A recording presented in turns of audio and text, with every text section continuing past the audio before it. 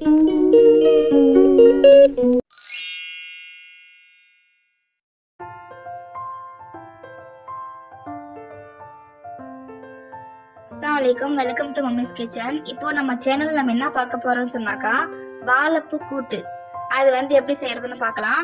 அதுக்கு தேவையான பொருள் நம்ம என்ன செஞ்சிருக்கோம்னு சொன்னாக்கா, வாழைப்பூ வந்து நம்ம நல்லா க்ளீன் பண்ணி வச்சிருக்கோம். அதே மாதிரி நமக்கு தேவையான அளவு முருங்கைக்கீரை நம்ம எடுத்திருக்கோம். 2 வெங்காயம், தேங்காய் வந்து நம்ம துருவி வச்சிருக்கோம், 3 பச்சை மிளகாய். சரி வாங்க நம்ம எப்படி செய்யறதுன்னு பார்க்கலாம். வாங்க வாழைப்பூ கூட்டு எப்படி செய்யறதுன்னு பார்க்கலாம். இப்போ ஒரு பாத்திரத்தை நம்ம அடுப்புல வச்சுக்கிட்டாச்சு. இப்போ நமக்கு தேவையான அளவு எண்ணெய் ஊற்றிக்கலாம்.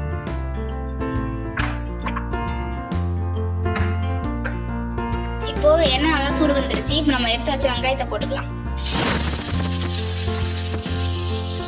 வெங்காயம் வதக்கியாச்சு. இப்போ பச்சை மிளகாய் சேர்த்துக்கலாம்.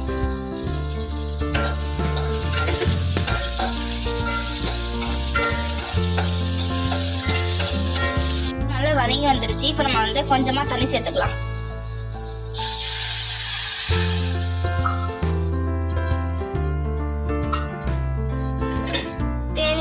போட்டுக்கலாம்.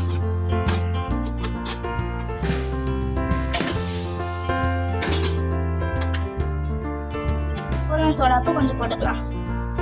இப்போ தனியா நல்லா கொதிக்குது. நம்ம எடுத்து வச்சு வாழைப்பூ சேர்த்துக்கலாம்.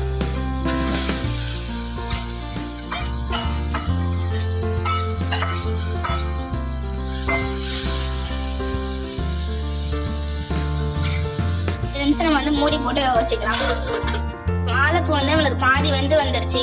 இந்த சமயத்துல நம்ம வந்து எடுத்து வச்ச கீரையை சேர்த்துக்கலாம். முருங்கைக்கீரை.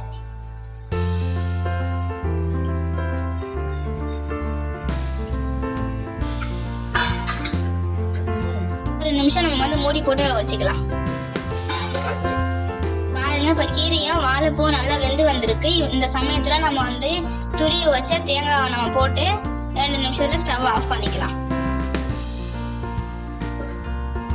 சுவையான வாழைப்பூ கூட்டு ரெடி ஆயிருச்சு. இதோட மருத்துவ பயன்கள் பாத்தீங்கன்னு சொன்னாக்கா, வாழைப்பூ வந்து நம்ம எல்லாமே சாப்பிடலாம். வாழைப்பூல வந்து நிறைய மருத்துவ குணங்கள் இருக்கு. பெண்களுக்கு கர்ப்பப்பை சம்பந்தமான நோய்கள் வந்து சரியாக்குது. PCOD அந்த மாதிரி நிறைய நோய்களை வந்து குணமாக்குது.